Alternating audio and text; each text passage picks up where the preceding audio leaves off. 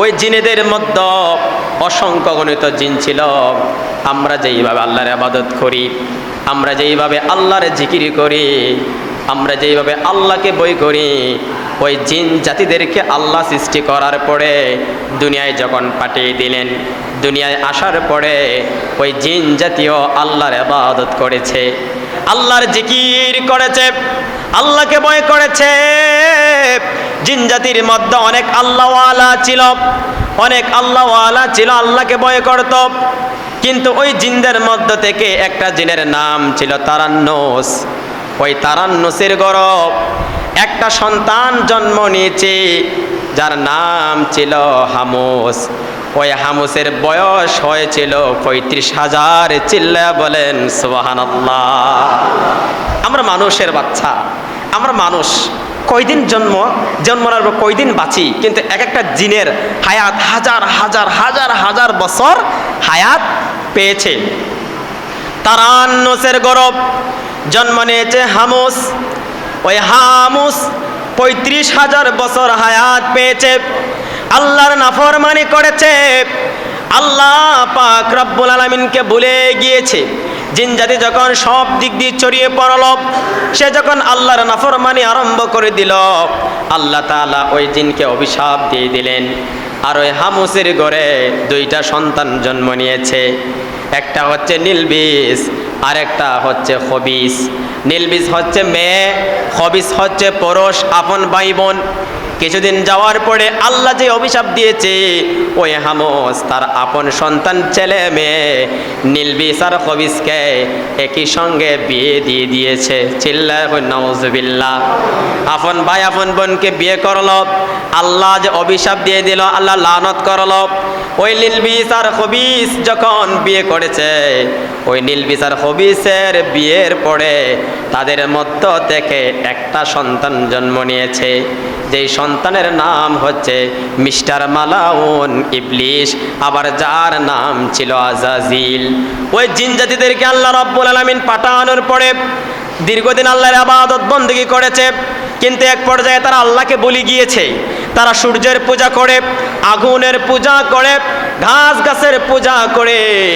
আল্লাহকে যখন বলে যায়, আল্লাহ রাব্বুল আলামিন যখন দেখলেন এই পৃথিবীতে জিনেরা মারামারি শুরু করে দিয়েছে, রক্তপাত আরম্ভ করে দিয়েছে, হিংসা বিদ্বেষ শুরু হয়ে গিয়েছে, এর একজন আরেকজনের সঙ্গে মিলে না, তারা যখন মারামারি করে আল্লাহকে ভুলে যায়, আল্লাহ রাব্বুল আলামিন জিব্রাইল আলাইহিস সালামকে ডাক দিয়া বললেন, ও জিব্রাইল যাও রে যাও, ওই জিন জাতিদেরকে তুমি ধ্বংস করে দাও, তাদেরকে তুমি ধ্বংস করে দাও। আল্লাহর ফেরেশতা জিব্রাইল অসংখ্য অগণিত ফেরেশতা নিয়া পৃথিবীর জমিনে আগমন করলেন। পৃথিবীতে এসে ওই জিন জাতিদেরকে ধ্বংস করতে আরম্ভ করে দিলেন, মারতে আরম্ভ করে দিলেন। অনেক জিনকে মারলেন। ওই ভয়ে আল্লাহর ফেরেশতাদের মারের আঘাতে এমনও কিছু জিন তারা পৃথিবীর থেকে পালিয়ে পালিয়ে পাহাড়ে চলে গেল, কিছুদিন পর্বতে চলে গেল, এমনও কিছুদিন তারা সাগরের তলদেশে চলে গেল। আল্লাহর ফেরেশতারা যখন মারতে মারতে ওই জিন জাতিদেরকে ধ্বংস করে দিলেন, শেষ করে দিলেন, দেখতেছে ওই জিন জাতির মধ্য থেকে ছোট একটা জিনের বাচ্চা দেখা যায়।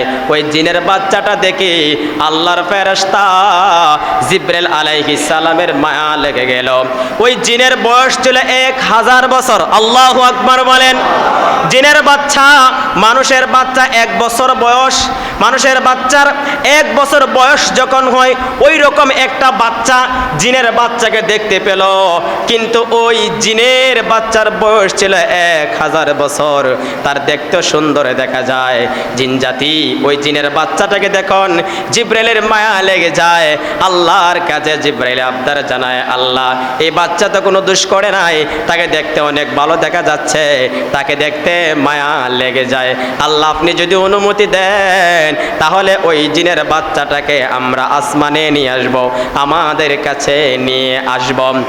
এবার আল্লাহ অনুমতি দিয়ে দিলেন ওই ইবলিস শয়তান মালাউন যার নাম ছিল আজাজিল আল্লাহর লানত প্রাপ্ত ওই মালাউন ইবলিস শয়তানকে যখন ফেরেশতাদের মায়া লেগে যায় ছোট বয়সে আল্লাহর ফেরেশতারা আল্লাহর অনুমতিতে তাকে নিয়ে আসলেন নিয়ে আসার পরে জিবরিল আলাইহিস সালাম ওই জিনের বাচ্চাটাকে আজাজিলকে শয়তানকে পৃথিবীর মাথার উপরে যে আসমানটা দেখা যায় আমাদের মাথার উপরে যে আসমানটা দেখা যায় ওই প্রথম আসমানের মধ্যে ওই জিনের বাচ্চাটাকে রেখে দেওয়া হলো ওইখানে ওই আজাজিল শয়তান আল্লাহর ইবাদত করতে আরম্ভ করে দিল ইবাদত করতে করতে 1,00,000 বছর পর্যন্ত ইবাদত করেছে আল্লাহু আকবার বলেন 1,00,000 বছর পর্যন্ত ইবাদত করার কারণে আমার আল্লাহ খুশি হয়ে গেলেন তার আদব কায়দা দেখে আমল আখলাক দেখে আল্লাহ খুশি হয়ে ওই জিনের বাচ্চাটার আজাজিলের প্রমোশন করে দিলেন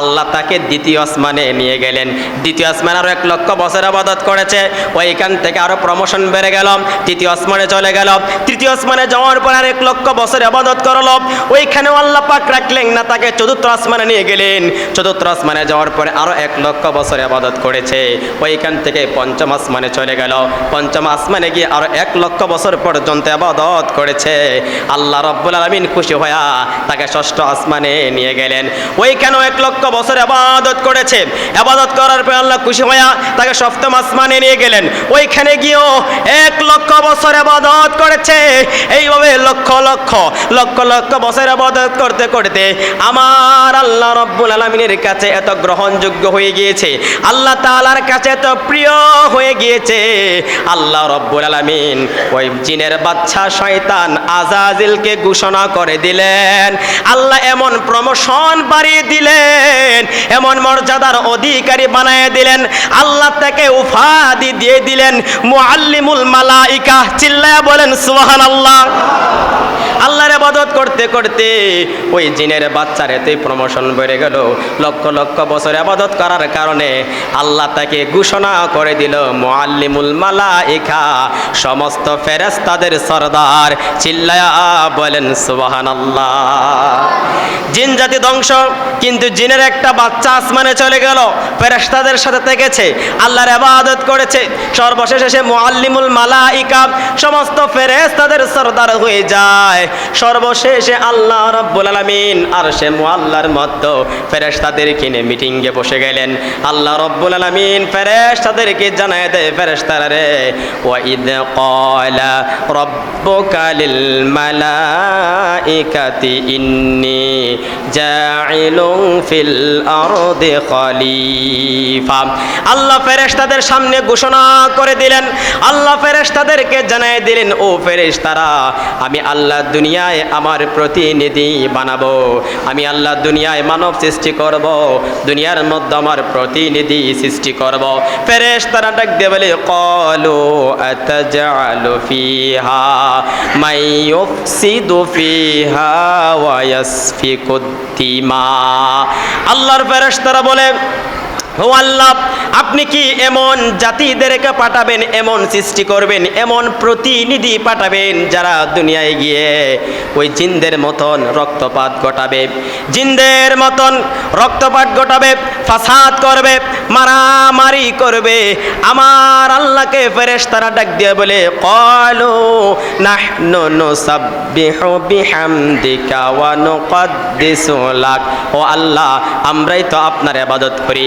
আমরাই তো আপনার জিকির করি আমরাই তো আপনার প্রশংসা করি আমরাই তো আপনার পবিত্রতা বর্ণনা করি ও আল্লাহ অযথা কেন আপনি তাদেরকে সৃষ্টি করবেন আমার আল্লাহ ডাক দিয়ে ক্বালা ইন্নী আ'লামু মা লা তা'লামুন ফেরেশতারা রে আমি আল্লাহ যা জানি তোমরা তা জানো না আমি আল্লাহ যা জানি তোমরা তা জানো না চিল্লায়া বলেন সুবহানাল্লাহ আল্লাহ রাব্বুল আলামিন মানব সৃষ্টি করবেন পৃথিবীর প্রথম মানব আমাদের আদি পিতা আদম আলাইহিস সালামকে আল্লাহ বানাবেন কি দ্বারা বানিয়েছেন আল্লাহ মাটি দ্বারা বানাইলেন পৃথিবীর জমিন থেকে মাটি আনার জন্য আল্লাহ ফেরেশতাদেরকে হুকুম দিলেন একে একে জিব্রাইল, মিকাইল, ইসরাফিল ব্যর্থ হয়ে গেল। সর্বশেষে আজরাইল আলাইহিস সালাম তিনি পৃথিবীর জমিন থেকে এক মুষ্টি মাটি নিয়ে এনেছেন। মাটি নিয়ে এসেছেন, যেই মাটি জিব্রাইল আজরাইল আলাইহিস সালামের এক মুষ্টির মাটির ওজন ছিল 40 মণ। আজরাইলের এক মুষ্টি মাটির ভিতরে 40 মণ মাটি ছিল। ওই মাটিটাকে এনে আল্লাহ জান্নাতে রাখলেন। জান্নাতের পানি দিয়ে আল্লাহ রব্বুল আলামিন খামির বানালেন। খামির বানিয়ে আদম আলাইহিস সালামের দেহটাকে আল্লাহ রব্বুল আলামিন বডিটাকে ওই মাটি দ্বারা খামির বানালেন, দেহটাকে বানালেন এবং জান্নাতের মধ্যে রেখে দিলেন। একদিন নয়, দুদিন নয়, ওই জান্নাতের ভিতরে আদম আলাইহিস সালামের বডিটা, দেহটা, আদম আলাইহিস সালামের দেহটাকে বানাইয়া আল্লাহ 40,000 বছর পর্যন্ত রেখেছে। আল্লাহ পাক রব্বুল আলামিন জান্নাতের ভিতরে আদম আলাইহিস সালামকে বানাইয়া 40,000 বছর পর্যন্ত রোদের তাপ লাগাইয়া এমন শক্ত হয়ে গেল। আল্লাহ কোরআনে পাকে বলে, আমি আল্লাহ যখন আদমের দেহটাকে বানালাম, আদমের দেহটাকে বানাইয়া যখন জান্নাতে রেখে দিলাম, 40,000 বছর পরে আদমের দেহটা এমন হয়ে গেল। খলাকাল ইনসানা মিন সালসালিন কাল ফাখার। আদমের দেহের মধ্যে টুঙ্কা দিলে টন টন টন টন আওয়াজ করে। আল্লাহ পাক বলেন, আমি যখন আদমকে বানালাম, আদমকে বানানোর পরে দীর্ঘদিন পরে আদমের শরীর, আদমের দেহটা ঠন টন ঠন টন আরম্ভ করে। দেখবেন আমাদের দেশে যখন মাটির পাতিল নিয়ে মানুষ যখন আসে, তখন দেখবেন মা বোনেরা যখন পাতিল রাখতে চায়, পাতিল রাখতে গেলে পাতিলটা হাতে নিয়ে পাতিলের তলায় টুঙ্কা দেয় কিনা? যদি বেট বেট শব্দ করে বলে এই পাতিলটা বালা, হয় কিনা? বেট বেট শব্দ হইলে পাতিলটা ভালো নয়। যখন পাতিলের তলায় ঠুঙ্কা দিলে ঠন টন আওয়াজ করে, তখন বুঝে এই পাতিলটা বালা, তখন ওই পাতিলটা রাখা হয়। তো আদম আলাইহিস সালামের দেহটা যখন টন টন শুরু হয়ে গেল, দীর্ঘ 40,000 বছর পরে আল্লাহ রব্বুল আলামিন তখন বুঝলেন এই মুহূর্তে আদমের দেহের ভিতরে রূহটা ঢুকিয়ে দেওয়া যায়। এবার আল্লাহ রব্বুল আলামিন আদম আলাইহিস সালামের দেহের ভিতরে যখন রূহটা ঢুকিয়ে দিলেন, এবার দেখা যায় আদম আলাইহিস সালামের দেহের ভিতর থেকে রূহটা বের হয়ে আসে। আল্লাহ আবার ঢুকিয়ে দিলেন, আবার বের হয়ে আসে, আবার ঢুকিয়ে দিলেন, রূহটা আবার বের হয়ে আসে। আমার আল্লাহ ডাক দিয়া কয়, রে রূহ তুমি কেন বের হয়ে আসো? আদমের দেহের ভিতরে কেন থাকতে চাও না? রূহ ডাক দিয়া কয়, আল্লাহ আদমের রূহের ভিতরে কেমন করে থাকবো? ওই আদমের পোড়া দেহটাই হচ্ছে অন্ধকার, ওই অন্ধকারে থাকতে পারবো না। এবার আল্লাহ রব্বুল আলামিন আদম আলাইহিস সালামের পৃষ্ঠদেশে নূরে মুহাম্মদি, মুহাম্মদ সাল্লাল্লাহু আলাইহি ওয়াসাল্লামের নূর মোবারক যখন আদম আলাইহিস সালামের পৃষ্ঠদেশের মধ্যে ফিট করে দিলেন, এবার রূহ যখন ভিতরে ঢুকিয়ে দিয়েছেন, আমার নবীর নূরের আলোতে আদমের সারাটা দেহ আলোকিত হয়ে যায়। এবার রূহটাকে যখন নাক দিয়ে ঢুকিয়ে দিলেন, নাকের মধ্যখানে যাওয়ার পরে হাঁচি আসলো, যখন ভিতরে চলে গেল, তখন সঙ্গে সঙ্গে আদম আলাইহিস সালাম বলে দিলেন আলহামদুলিল্লাহ। সর্বপ্রথম যিনি হাসি আসার পরে আল্লাহর শুকরিয়া আদায় করেছেন, তিনি হচ্ছেন আমাদের আদি পিতা হযরত আদম আলাইহিস সালাম। যখন রূহটা ঢুকে যাওয়ার পরে যখন আদম আলাইহিস সালাম আলহামদুলিল্লাহ বললেন, তখন আদম নবীর ওই হাসির জবাবে আল্লাহ পাক জবাব দিয়েছিলেন ইয়ারহামুকাল্লাহ, চিৎকার দিয়া বলেন সুবহানাল্লাহ। এজন্য আমরাও যখন হাসি দিব, হাসি যখন দেয়, অথবা আপনি দিয়েছেন, দেওয়ার পরে আপনি আলহামদুলিল্লাহ বলবেন। কি বলবেন? কারণ হাসিটা আল্লাহর পক্ষ থেকে আসে। কার হাই আসে? হাই বুঝেননি আপনারা? মানে হইরা সারে আগরে যখন স্যার এটা হাই আসে, এটা কিন্তু আল্লাহর পক্ষ থেকে আসে না, এটা শয়তানের পক্ষ থেকে আসে। কার পক্ষ থেকে আসে? হাই আসলে আলহামদুলিল্লাহ বলা যাবে না, লা হাওলা ওয়ালা কুওয়াতা ইল্লা বিল্লাহিল আলিয়্যিল আযীম, এই আস্তাগফিরুল্লাহ পড়তে হবে হাই আসলে। আর যখন হাই আসবে তখন হাত দ্বারা মুখটাকে বন্ধ করে দিবেন। কি করে দিবেন? হাত দ্বারা মুখটাকে বন্ধ করে দিবেন। মাসালা এসেছে যে বিভিন্ন মুফাসসিরিন কেরাম মাসালা দিয়েছেন, যখন কোনো মানুষ নামাজে দাঁড়িয়ে যায়, নামাজে দাঁড়ানোর পরে যখন হাই আসবে তখন সে হাত দ্বারা মুখটাকে বন্ধ করে দিবে। কেন মুখটা বন্ধ করে দেওয়ার জন্য বলা হয়েছে? কারণ শয়তানের পক্ষ থেকে আসে। আপনি যখন হা করবেন, যদি হাত দ্বারা মুখটা বন্ধ না করেন, তখন শয়তান মুখের ভিতরে প্রস্রাব করে দেয়। নাউজুবিল্লাহ বলেন। কি করে দিবে? শয়তান মুখের ভিতরে প্রস্রাব করে দিবে। এই জন্য মুখটাকে বন্ধ করে দিতে হবে। সম্মানিত হাজিরিন, এবার আদম আলাইহিস সালামের রূহটা যখন ঢুকিয়ে দেওয়া হলো, তিনি আল্লাহর শুকরিয়া আদায় করলেন। আল্লাহ জবাব দিয়ে দিলেন। এবার ফেরেশতাদেরকে বললেন, ও ফেরেশতারা, তোমরা বলেছিলে আমি মানব সৃষ্টি করব না। দেখো রে, সর্বপ্রথমে সে আমি আল্লাহর প্রশংসা আদায় করেছে, আমি আল্লাহর প্রশংসা বর্ণনা করেছে। আদম নবীকে আল্লাহ তাআলা সব কিছুর শিক্ষা দিয়েছেন।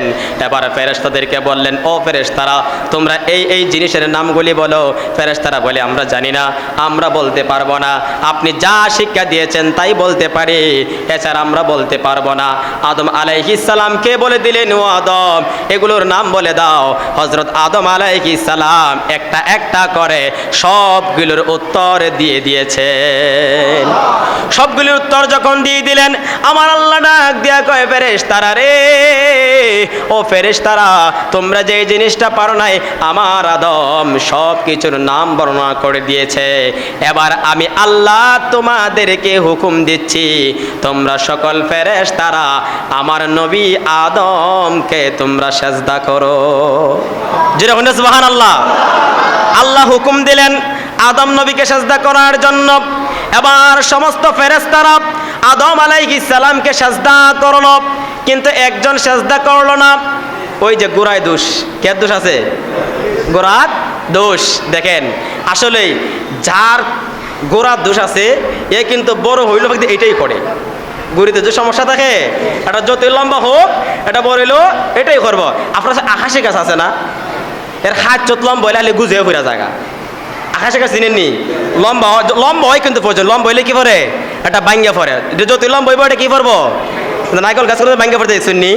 নারকেল গাছের গুড়ি খুবই কিতা শক্ত, কিন্তু আকাশি গাছ এটা এটা লম্বা, তাড়াতাড়ি লম্বা হয়। যত তাড়াতাড়ি লম্বা হয় এটা তত তাড়াতাড়ি ভাঙ্গাও পড়ে।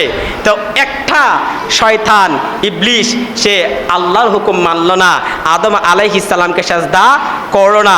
কারণ ওই তার জাতি, তার যে গুড়িটা, ওই যে তার বাবার বাবা হামুস, ওই তো আল্লাহরে মানছে না, সে ওই তো আল্লাহরে মানছে না, আল্লাহর নাফরমানি করছে। তো এরা তো আসলে গুরিত দোষ। এজন্য সেও আদম আলাইহিস সালামকে সেজদা করল না। সে অহংকার করে বলতেছে, আমি হচ্ছে আগুনের তৈরি আর সে হচ্ছে মাটির তৈরি, আমি তাকে সেজদা করব না। সে যখন অহংকার করলো, অহংকার করার পরে আল্লাহ রব্বুল আলামিন তাকে ফতোয়া দিয়ে দিলেন। আল্লাহ জানাই দিলেন, আবা ওয়াস্তাকবারা ওয়া কানা মিনাল কাফিরিন। আদমকে সেজদা না করার কারণে, আল্লাহর হুকুম না মানার কারণে আল্লাহ তাআলা ওই মুআল্লিমুল মালাইকা, যিনি ছিল সমস্ত ফেরেশতাদের সরদার, লক্ষ লক্ষ বছর ইবাদত করেছে, একটা মুহূর্তে তার সমস্ত ইবাদত চলে গেল, বন্দেগী চলে গেল। আল্লাহ তাকে ফতোয়া দিয়ে দিলেন, আল্লাহ ঘোষণা দিয়ে দিলেন, সে হচ্ছে কাফের। সে কি? দেখেন, আদম নবীকে সেজদা না করার কারণে, আল্লাহর হুকুম না মানার কারণে লক্ষ লক্ষ কোটি কোটি বছরের ইবাদত কি হয়ে গেছে? কথা কন না কেরে? সব কিছু ধ্বংস হয়ে গিয়েছে। তদ্রূপভাবে দুনিয়ার জমিনও যদি ওই রকম কোনো মুসলমান আমার নবী পাক মুহাম্মদ সাল্লাল্লাহু আলাইহি ওয়াসাল্লামের প্রতি সামান্য পরিমাণ বিদ্বেষ পোষণ করে, তার হাজার বছরের ইবাদত কি হয়ে যাবে? থাকবে নাকি? সব কিছুই নষ্ট হয়ে যাবে। এই আদম নবীর, ইবলিস শয়তানের এই ঘটনা থেকে আপনি আমার আরও একটা শিক্ষণীয় বিষয় আছে। এই শিক্ষণীয় বিষয়টা হচ্ছে, অহংকার করলে সব শেষ। অহংকার করলে কি শেষ? অহংকার করলে আপনার যত ইবাদত বন্দেগী আছে সব কিছু কি হয়ে যাবে? শেষ হয়ে যাবে। এজন্য অহংকার করা যাবে নাকি? অহংকার করা যাবে না। কিন্তু আমরা সমাজে এমন কিছু মানুষ আছে, অহংকার ঠেলা এর দাঁড়িয়ে যাওয়া যায় না। আছে না নাই? নামাজ নিয়ে অহংকার করে না নাই? করেনি? নামাজ নিয়ে অহংকার করে, ইবাদত নিয়ে অহংকার করে, টাকা নিয়ে অহংকার করে, আবার সম্পদওয়ালা হয়েও অহংকারী। তো আপনি যত অহংকার করবেন ততই আপনি ধ্বংস হয়ে যাবেন। অহংকার করলে কি হয়ে যাবেন? ধ্বংস হয়ে যাবেন। এই ঘটনা থেকে আপনি আমার শিক্ষণীয় বিষয় হচ্ছে, অহংকার করা যাবে। আমাদেরকে অহংকার মুক্ত থাকতে হবে। কি মুক্ত থাকতে হবে? অহংকার মুক্ত থাকতে হবে। সম্মানিত হাজিরিন, এইভাবে আল্লাহ পাক মানব সৃষ্টি করলেন, আদম নবীকে বানালেন, আল্লাহ জান্নাতে রেখে দিলেন। কিন্তু আদম আলাইহিস সালামের একাকিত্ব জীবন জান্নাতের ভিতরে ভালো লাগে না। তখন আদম আলাইহিস সালামের জীবন সঙ্গিনী বানানোর জন্য আল্লাহ রব্বুল আলামিন আদম আলাইহিস সালামের বাম পাজরের হাড় থেকে হযরতে মা হাওয়া আলাইহিস সালামকে সৃষ্টি করলেন। আদম নবী ঘুমিয়েছিলেন।